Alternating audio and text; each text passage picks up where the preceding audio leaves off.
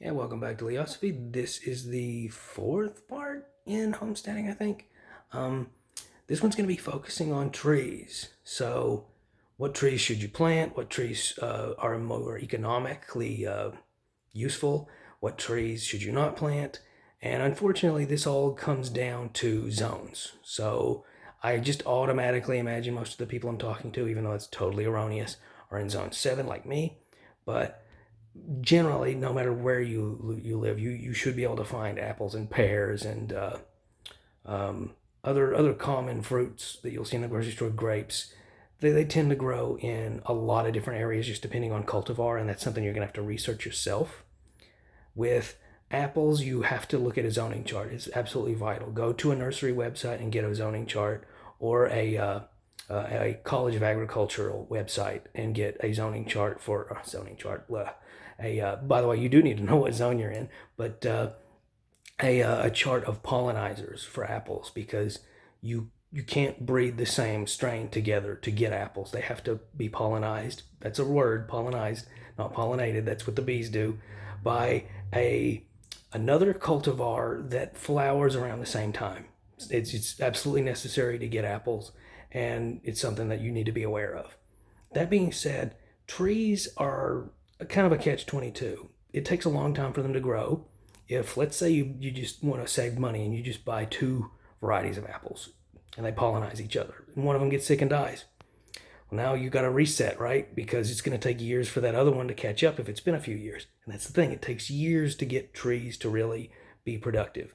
It is a long term strategy. It is not something that you need to really work out on day one. I love trees. I love planting orchards. I think it's one of the most rewarding aspects of homesteading, actually. But it's not something for a short term gain, and it's not something you're going to be able to benefit from in the near future. And the reason why I say orchard and not a couple of fruit trees is you're really going to need to set aside quite a bit of space and quite a bit of time and energy just to get anything remotely productive from fruit trees.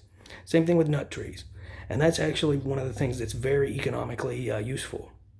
If you are looking for a homesteading site, look for a place that actually has wild nut trees, walnuts, pecans, whatever grows in your area. For me, it's walnuts. Those can be sold for a pretty hefty sum, and they're everywhere, and you're borderline free in terms of effort.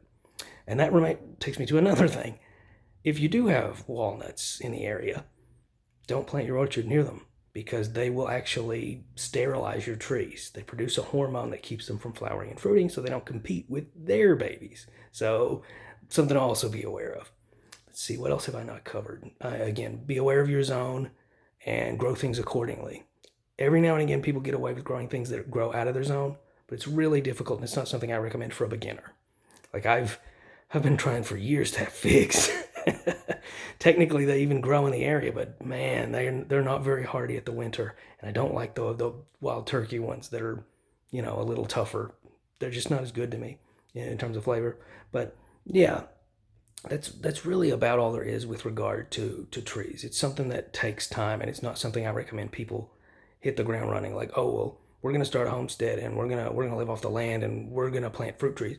By all means, plant fruit trees, but plant fruit trees with money that you get from elsewhere, and just be aware that it's going to take years for you to really benefit at all from fruit trees. And that's if you buy a lot of fruit trees. I'm thinking at least at least three of each cultivar. And when it comes to apples, if you want apples at all, I would buy 4 to 6 of cultivars that can pollinize each other. That way, you can make sure that if something does go wrong with one, it's not going to make the others useless. Um, for me, what I grow, I mean, this is just a sampling. I have, let's see, 2 peach trees. Peaches are self-pollinating, by the way, so they don't need a partner. But I just like peaches, so I have two. Uh, one nectarine, same thing. They're self-pollinating. 2 cherries, 4 apple, 3 pear, 2 pawpaws, and I've got a persimmon tree, but it's not doing too great. So yeah, that's what I currently have right now. Oh, and a fig. Yeah. So just something to be aware. Oh, and another little minor thing: figs are actually pollinated by wasps. So something to also think about. If you don't have any indigenous wasp species that pollinate figs, you're really better off not having figs. So yeah, like, share, subscribe, keep asking questions. Bye.